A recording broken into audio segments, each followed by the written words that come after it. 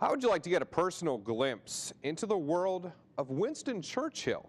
Well, you can if you read the two novels by his granddaughter, Celia Sands, or if you heard her speak tonight at the Annenberg Presidential Conference Center. Sands has dedicated her life to carrying on her late grandfather's legacy by sharing stories and memories with the world.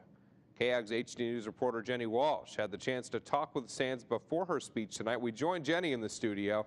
And Jenny, how does the former British Prime Minister's granddaughter remember him?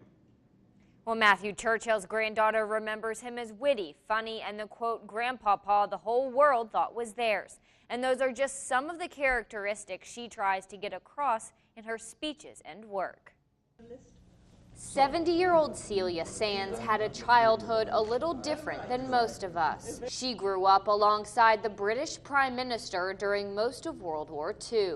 Of course, as I grew up, he got older, but I was lucky enough to be an available grandchild of an appropriate age to go on holiday with him in his later years. In the company of former President Bush and First Lady Barbara, Sands recapped those holidays she spent with her grandfather and his animated personality. I'm sure you, Mr. President, have seen the film where he was doing on the White House lawn. He was showing it to the photographers and he was pulling the zip up and down in rather a saucy way.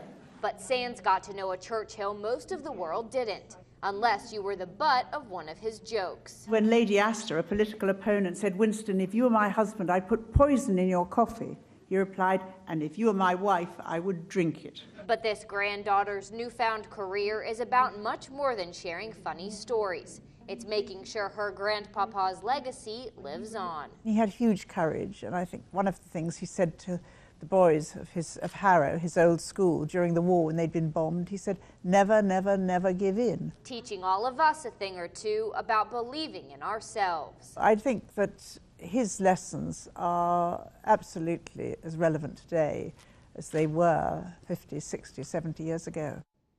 Sands put together her books and documentaries with the diaries and letters of her grandfather. She plans on making the most of her time in Aggieland, experiencing this Saturday's game day. Matthew.